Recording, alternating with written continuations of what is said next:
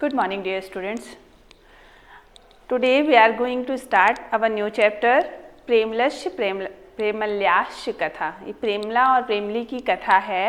ये जो कहानी है शिक्षाविद गिजू भाई का नाम आपने सुना होगा। शिक्षा के क्षेत्र में इनका महत्वपूर्ण योगदान है।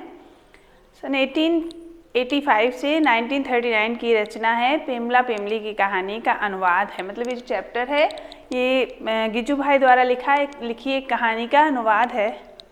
गुजरात के भावनगर के विद्यालय में, गुजरात में वो पढ़ाते थे। बाल शिक्षण के क्षेत्र में जब इनका जो योगदान है वो बहुत महत्वपूर्ण है। लंबा समय गुजर जाने के बावजूद इनके विचार प्रासंगिक हैं, मतलब एक अंतर आ गया है तब में और अब में, लेकिन फिर भी उनके विचार जो हैं वो बहुत महत्वपूर्ण हैं। एक महिला घरेलू काम को पूरा करने की अपनी पारंपरिक भूमिका को वाक चातुर्य से बदलने की कोशिश करती है। इस कहानी में क्या है कि एक महिला है, वो अपनी चतुरता से, अपने बोलने की चतुरता से अपने घरेलू कामों को पूरा करने की, मतलब जो उसकी जिम्मेदारी है उसको बदलने की वो कोशिश करती है। तो पढ़ते हैं। और पढ़ने से पहले थोड़ा शब्दार्थ देख लेते हैं, है ना।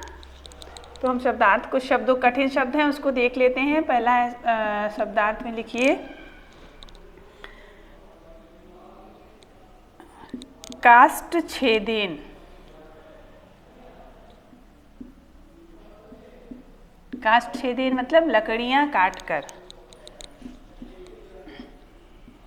लकड़ियां काटकर। फिर है श्रांतः। श्रांतः मीन्स होता है थका हुआ। पिछले चैप्टर में भी हमने पढ़ा था ना, श्रांत मीन्स थका हुआ। फिर है अवदत। अवदत मीन्स कहना या कहा।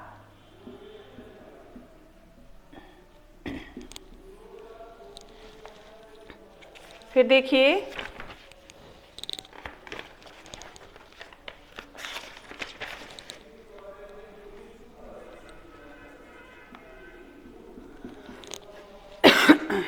हंडी। हंडी होती है ना मिट्टी की हंडिया। फिर भृत्वा। भृत्वा का मीन्स होता है भर कर। फिर है फूट करो। इसका मीन्स होता है फूंको।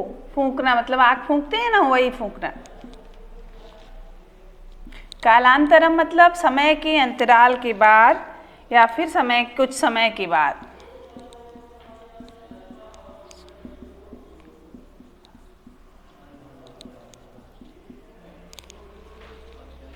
निधाय मीन्स होता है रख कर। तो ये सब आप लोग लर्न कर लीजिएगा। बुक के पीछे भी कुछ शब्दार्थ हैं, उनको बुक के पीछे पेज में इस चैप्टर के, तो उसको भी लर्न कर लीजिएगा, है ना। अब हम पढ़ते हैं कहानी। एकः आसीत् प्रेमलः एकः चासीत् प्रेमली।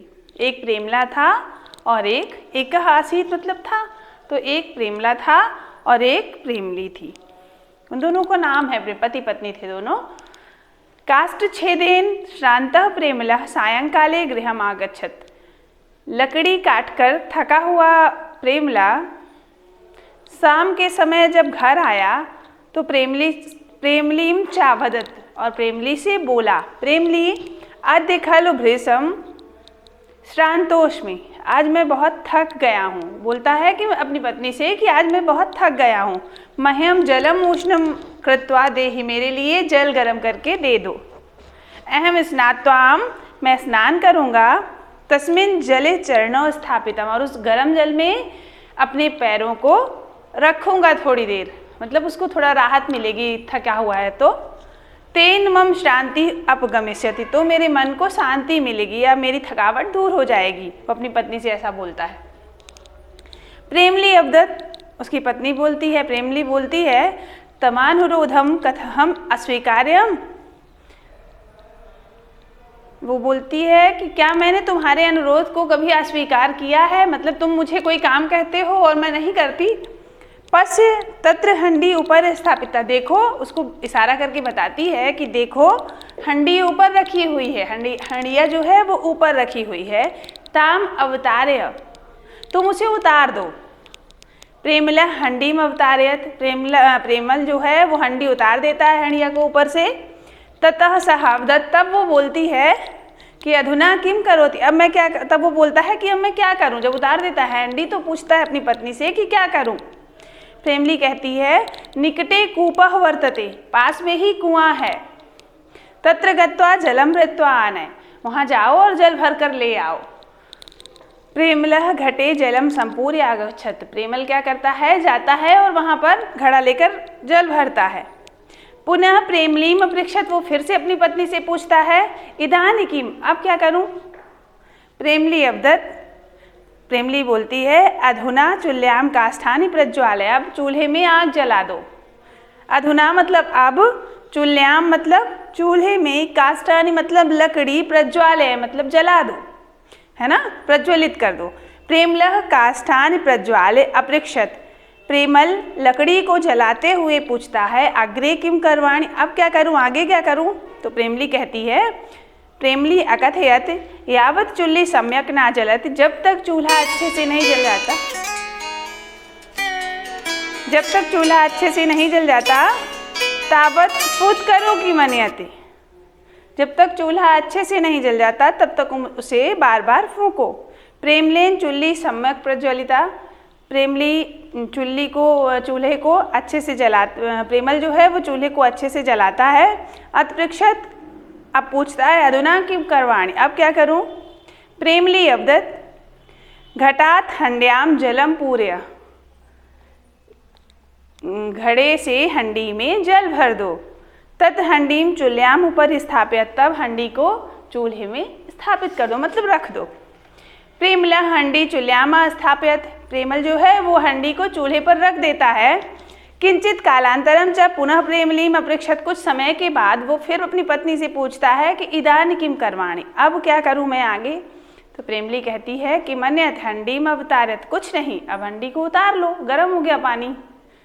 हंडीम अवतार्य प्रेमला अपृक्षति, हंडी को उतारते हुए प्रेमल पूछता है अधुना, अब प्रेमली वदति, प्रेमली बोलती है अधुना हंडी स्नान गृहे स्थापित, अब हंडी को तुम स्नान गृह में रख दो। प्रेमला हंडी स्नान गृहे निधाय पृक्षति, प्रेमल हंडी को स्नान गृह में रखते हुए, मतलब बाथरूम में जो उसका है उसमें रखते हुए पूछता है कि अधुना मतलब अब। प्रेमली निर्देश देती है संप्रति स्नानाम करो, अब स्नान कर लो। प्रेमला स्नात्वा पृक्षत, प्रेमल स्नान करते हुए पूछता है अधुना किम करणीयम, अब क्या करूं। प्रेमली बोलती है इदानी हंडी यथास्थानम निधेहि, अब इस हंडी को जिस स्थान से वो लाए हो उसी स्थान पे रख दो। प्रेमला हंडी स्थापित, प्रेमल हंडी रखते हुए, मतलब वो जो हंडिया थी जिसमें उसने पानी गर्म किया था उसको रखते हुए शरीर को हाथ से, शरीरम हस्तेन संस्पृश्य अकथयत, शरीर को हाथ से पोंछते हुए कहता है अरे कीदृशम पुष्प में शरीरम लघु जाता, किस तरह मेरा शरीर फूल की तरह खिल उठा है। यदि त्वं प्रतिदिनम एवमेव जलम उष्णम कृत्वा मह्यम ददासि तर्हि कियत् शोभनम भवेत्, यदि तुम प्रतिदिन इसी तरह जल गर्म करके मुझे दे दो तो कितना अच्छा हो। देखो वो कितना पागल है, खुद ही जल गर्म किया है, खुद ही भर के लाया है और उसको बोल रहा है कि तुम गर्म करके दे दो, है ना। यही है कि वाक् चतुरता से वो स्त्री जो थी उसने अपने पति से काम करवा लिया। प्रेमली अवदत, प्रेमली बोलती है कि महम नायति कथयामि, क्या मैं तुम जो कहते हो वो नहीं करती, परंतु अत्र कस्य आलस्यम, लेकिन इसमें किसका आलस्य है। प्रेमला अवदत, अभी भी वो बोल रहा है कि आलस्य तो मेरा ही है, आलस्यम तो ममय, मतलब आलस्य तो मेरा ही है। परम अग्रे आलस्यम ना करिष्यामि, लेकिन आज से मैं, मतलब आगे मैं आलस्य नहीं करूँगा। प्रेमली अवदत, प्रेमली बोलती है अस्तु संप्रति आवाम भोजनम कुर्वाम, अब आओ साथ में सब मिलकर भोजन करते हैं। तो आपका चैप्टर कंप्लीट हो गया, इसको एक बार पढ़ लीजिएगा, अर्थ इसका समझ लीजिएगा, है ना। Thank you.